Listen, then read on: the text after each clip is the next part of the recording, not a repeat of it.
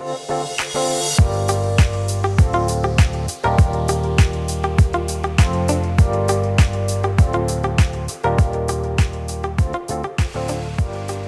guys, Hilary here for Waterlogged on behalf of saltwateraquarium.com. In the last video, I left off telling you about what I did to get my big tanks ready for the move. This video is going to be about what happened during the move itself. Now, during the move, it was a 2-night, 3-day drive, and there were a couple of emergency situations that happened. And when emergency situations happen, my first priority is to take care of my animals and ensure their health and well-being. And as a result, I don't have a lot of visuals because that wasn't my first priority. So bear with me as we go through what happened during the trip. Hopefully, as you listen along, you can learn some of the things that went wrong, and hopefully you'll be prepared. Not that they should happen to you, but if they do, you'll know what to do. All right, so let's start off with the first night in the hotel. Now, I got a very late start. We didn't get into the hotel until nearly 2:30 in the morning, but after getting the mini pig unloaded and into the hotel and the fish buckets into the hotel, as well as the land hermit crab that I have, I'm going through checking all the buckets. Frank and his friends look great. I love his color. He's swimming around really good. Stressed, but okay. The next bucket I went in to get into was the bucket with my large hermit crab, my sailfin tang, and those 2 clownfish. Now, if you recall, that hermit crab was put in that critter keeper to keep him from banging around inside the bucket, as well as prevent him from eating some of the people that were in the bucket with him. Well, I wish I had a photo of this for you guys. Looking back, it's funny, but at the time it was terrifying. I opened the bucket and there he is sitting right on top of that critter keeper. I don't see any of the fish. I don't see my urchins. So I immediately jumped into action. I carefully picked him up and then I lifted the critter keeper up. I saw the clownfish hanging down at the bottom away from his grasp, and locked inside that critter keeper was my sailfin tang. I have no idea how all of that happened. It was a complete and utter shock. For as tired as I was at 3 o'clock in the morning, 2:30, I was wide awake when that happened. All right, jumped into action, went ahead and did 100% water change on that little critter keeper, stuck the hermit crab back in the critter keeper, gave him a snack to munch on, and then did a 90% water change on that 5-gallon bucket with everybody else in it. Now, I lost a lot of snails, I lost several hermit crabs, and my sea urchins, I had 2 of them. All I could find left of them was one of the spines from the pencil urchin. They were just absolutely gone.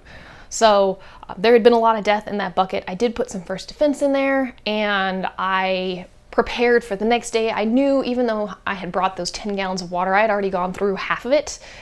So I knew I needed to find more water. Now, wake up the next day, we drive to our second hotel and destination. During the second day's drive, that hermit crab was put in a cooler. I had switched some things around so I had space, and so he was in his own travel container. He didn't have as much water as I had liked, and I didn't have a spare portable air pump for him.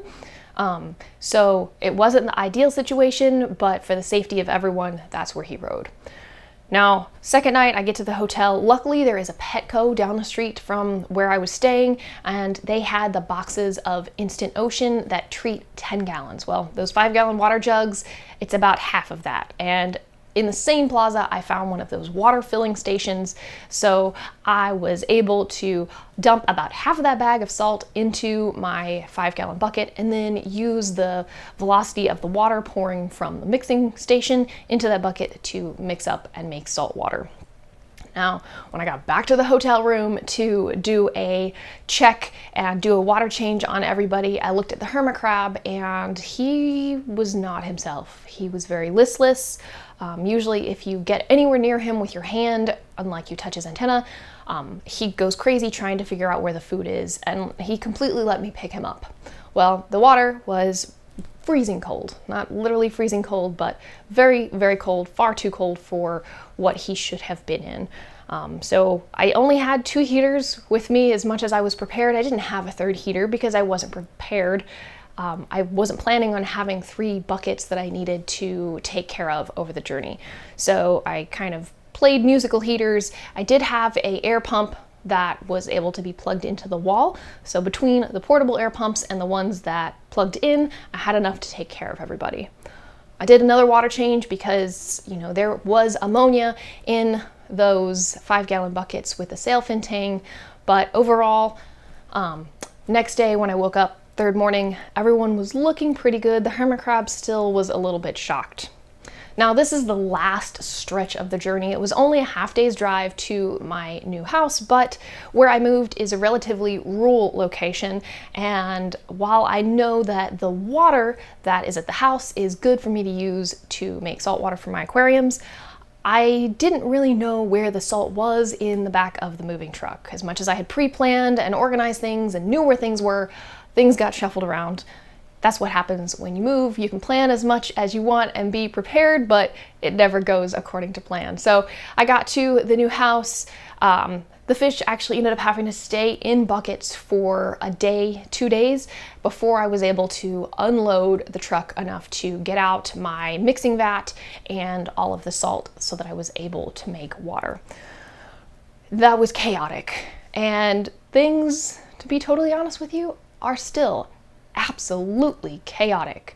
I cannot wait to get my fish back into tanks, back into homes.